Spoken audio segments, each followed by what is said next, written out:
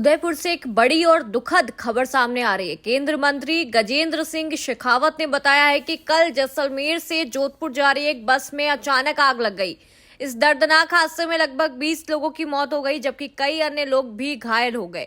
16 घायलों को जोधपुर के अस्पताल में भर्ती कराया गया। शेखावत ने कहा है कि प्रधानमंत्री ने PMNRF से मृतकों के परिजन को 2 लाख और घायलों को 50,000 रुपए की सहायता राशि की घोषणा कर दी है। मुख्यमंत्री खुद जैसलमेर और जोधपुर जाकर घायलों से मिले और चिकित्सा व्यवस्था की समीक्षा की है। मंत्री शेखावत ने बताया है कि घटना की जानकारी मिलते ही उन्होंने तुरंत अधिकारियों से बात की है। अत्यंत दुर्भाग्यपूर्ण और हृदय विदारक घटना कल जैसलमेर जोधपुर के बीच में घटित हुई, जहां एक बस में आग लग जाने के चलते हुए लगभग 20 लोग कालकवलित हो गए, अनेक लोग घायल हुए हैं। 16 लोगों को जोधपुर के अस्पताल में भर्ती कराया गया है। मृतकों के प्रति, उनके परिवार के प्रति हार्दिक संवेदनाएं व्यक्त करते हुए जो घायल हुए हैं उनको ईश्वर शीघ्र स्वास्थ्य लाभ प्रदान करे, उनके कष्टों से उनको मुक्त करे और वो वापस ठीक होकर के घर जाएं, ऐसी उन सब के लिए ईश्वर से प्रार्थना करता हूं। निश्चित रूप से दुर्भाग्यपूर्ण है, जांच का विषय भी है। एक बार जांच की रिपोर्ट आ जाने के बाद में ही इस विषय पर आगे टिप्पणी करना समीचीन होगा। लेकिन मैं इतना अवश्य कहना चाहता हूं, इस घटना को लेकर के जिस तरह की संवेदनशीलता देश के माननीय प्रधानमंत्री जी ने, जब उनको ये विषय संज्ञान में लाया गया, रात को चर्चा के बाद में उन्होंने तुरंत सभी मृतकों के लिए प्रधानमंत्री राहत कोष से 2 लाख रुपए प्रति मृतक और 50,000 रुपए हर घायल के लिए तुरंत सहायता राशि के रूप में घोषित किए। राजस्थान के सम्मानीय मुख्यमंत्री जी ने भी अतीव संवेदनशीलता का परिचय देते हुए शीघ्र स्वयं वहां जैसलमेर और जोधपुर जाकर के घायलों के हालचाल जानने और उनको पूरी चिकित्सकीय सहायता मिले, इसको व्यवस्था को सुनिश्चित करने के निर्देश दिए। दिल्ली की राजनीति से जुड़ी एक अहम खबर सामने आ रही है। दिल्ली सरकार के मंत्री मनजिंदर सिंह सिरसा ने आज पूर्व मुख्यमंत्री मदन लाल खुराना को श्रद्धांजलि देते हुए बड़ा बयान दिया है। सिरसा ने कहा है कि मदन लाल खुराना दिल्ली की राजनीति के एक बहुत ही बड़े स्तंभ थे। उन्होंने कहा है कि खुराना ने दिल्ली में कई नई विचारधारा को जन्म दिया है। दिल्ली सरकार का 27 साल बाद गठन होना खुराना जैसे नेताओं की कड़ी मेहनत का ही नतीजा है। सिरसा ने यह भी बयान दिया है कि दिल्ली मेट्रो जैसे प्रोजेक्ट में उनका अहम योगदान रहा। ऐसे नेता के नाम पर स्मारक का नामकरण हम सभी के लिए गर्व का क्षण है। खुराना जी दिल्ली की राजनीति के एक बहुत बड़े स्तंभ थे। दिल्ली के अंदर एक नई विचारधारा को जन्म देने वाले थे और उनके द्वारा लगाया हुआ बड़ा पेड़ जो वृक्ष है वो आज फल फूल दे रहा है। आज 27 साल बाद जो सरकार बनी वो मदन लाल खुराना जी जैसे अनेकों हमारे ऐसे नेता थे जिनके अथक प्रयासों के चलते इस दिल्ली को बदलने का प्रयास किया गया। ये जो मेट्रो आप देखते हैं उसमें मदन लाल खुराना जी का बहुत बड़ा योगदान था और यहाँ पे उनके लिए ये स्मृति स्थान पे उनका नामकरण करना, उनको यादगारी उनके लिए बनाना, ये अपने आप में हम सब के लिए बहुत ही गौरवमयी पल है।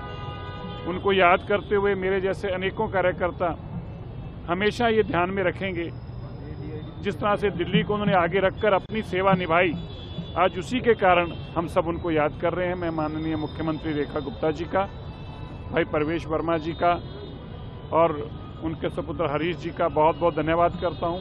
हम जैसे अनेकों कार्यकर्ताओं की जहन में ये रहे, याद में ये रहे, उसके लिए बड़ा काम किया है और मैं उम्मीद करता हूं कि हमारी आने वाली जनरेशन इससे बहुत बड़ी सेध लेगी, इससे बहुत बड़ी सीख लेगी। हरियाणा के रोहतक से एक बेहद दुखद घटना सामने आ रही है, जहां ASI संदीप की मौत ने सभी को स्तंभ कर दिया है। इस मामले में एसडीएम रोहतक आशीष कुमार ने बयान देते हुए कहा है कि ये एक दुखद घटना है। हम परिजनों से बात कर रहे हैं। उन्होंने बताया है कि परिवार की प्रमुख मांग है कि उन्हें न्याय मिले। सरकार और प्रशासन की ओर से लगातार पहल की जा रही है। हर स्तर पर बातचीत और जांच जारी है ताकि कोई चूक ना हो। प्रशासन ने आश्वासन दिया है कि परिवार को न्याय दिलाने में कोई कसर नहीं छोड़ी जाएगी। एसडीएम ने यह भी कहा है कि जल्द ही इस मामले में ठोस कार्रवाई की जाएगी।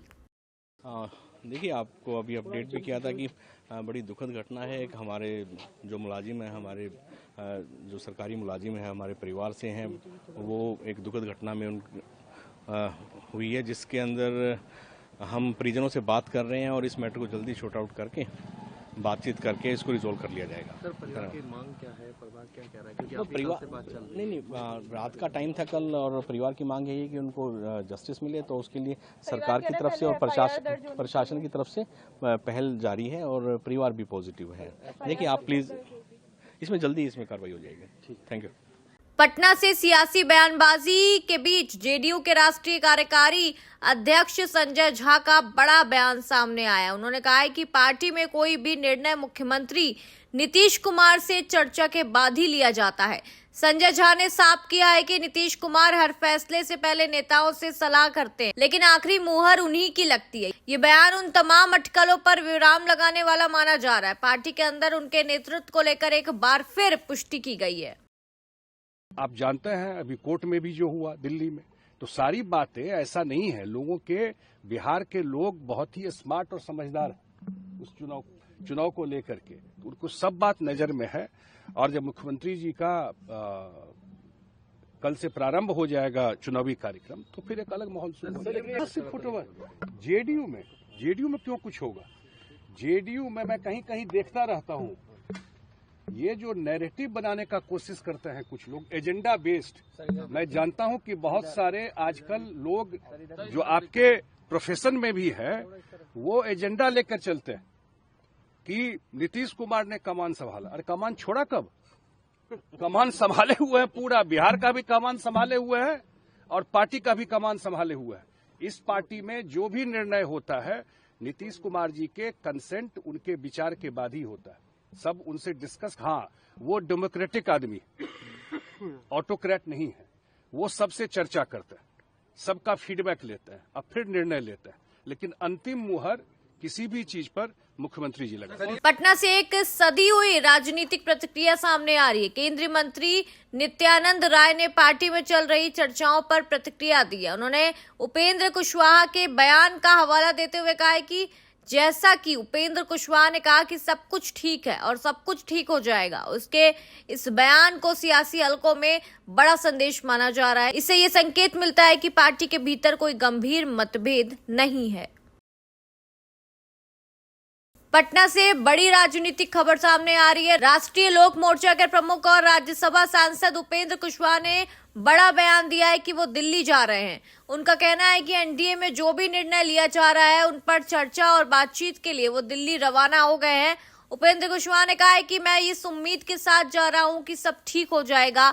उनके इस कदम को गठबंधन के भीतर चल रही राजनीतिक चर्चाओं और समाधान की दिशा में एक अहम प्रयास माना जा रहा है। इससे पहले भी कई बार उन्होंने संयम और संवाद की बात कही और राजनीतिक विशेषज्ञ इसे गठबंधन में स्थिरता की ओर एक सकारात्मक संकेत के रूप में देख रहे हैं।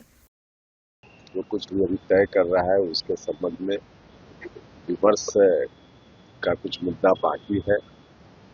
इसी विषय पर बात करने के लिए दिल्ली जा रहे हैं और सब कुछ ठीक हो जाएगा, इस उम्मीद के साथ, इस विश्वास के साथ जा रहे हैं। मधुआ से उपेंद्र कुशवाहा की पार्टी अब ये बाकी चीज लौट कर बात करेंगे। नाराजगी को लेकर सब हो जाएगा। हमने कहा ना कि सब ठीक हो, हाँ तो सब हो जाएगा, ठीक हो जाएगा। दिल्ली से एक भावुक और सम्मान से भरा बयान सामने आया है। भाजपा सांसद बांसुरी स्वराज ने पूर्व मुख्यमंत्री मदन लाल खुराना को याद करते हुए उन्हें दिल्ली का शेर बताया। उन्होंने कहा कि खुराना ने दिल्ली के विकास के लिए निरंतर संघर्ष किया, इसीलिए आज भी उन्हें अविस्मरणीय मुख्यमंत्री माना जाता है। स्वराज ने दिल्ली की मुख्यमंत्री रेखा गुप्ता की भी सराहना की। उन्होंने याद दिलाया कि रेखा गुप्ता ने चौक का नाम मदन लाल खुराना के नाम पर रखने का वादा किया था और ये वादा उन्होंने बहुत जल्दी निभाया। इसके लिए बांसुरी स्वराज ने उन्हें धन्यवाद भी किया है।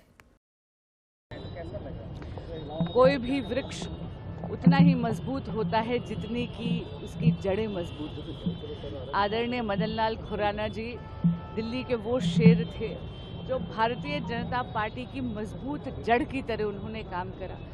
उन्होंने दिल्ली के विकास के लिए अथक प्रयास करे और इसीलिए वो आज एक अनफॉरगेटेबल मुख्यमंत्री के रूप में आज भी याद करे जाते हैं।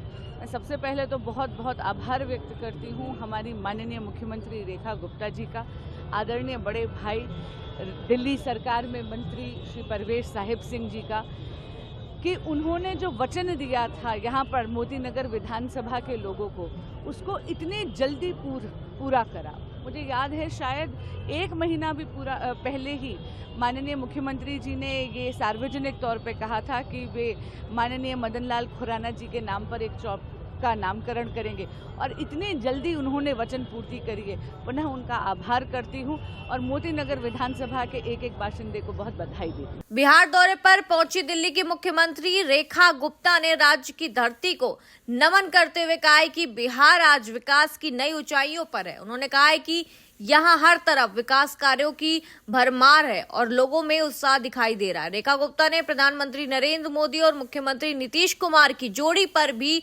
भरोसा जताते हुए कहा है कि इस बार भी बिहार में एनडीए की सरकार बनेगी। उनका कहना था कि केंद्र और राज्य मिलकर बिहार के विकास को नई दिशा दे रहे हैं। बिल्कुल बिहार आई हूँ, बिहार की धरती को मेरा प्रणाम है।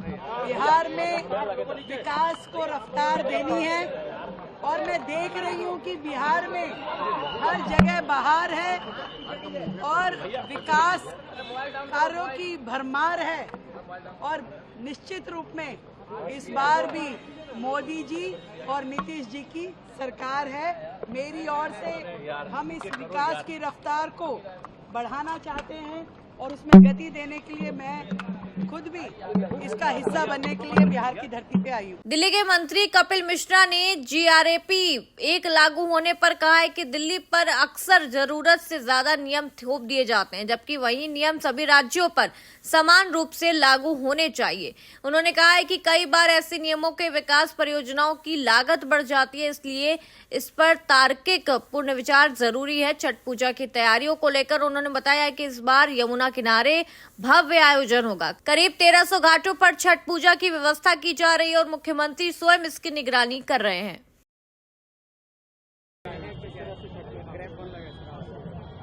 नहीं, वो एक प्रक्रिया है, वो चलेगी, लेकिन मुझे ऐसा लगता है कि दिल्ली के ऊपर कुछ ज़्यादा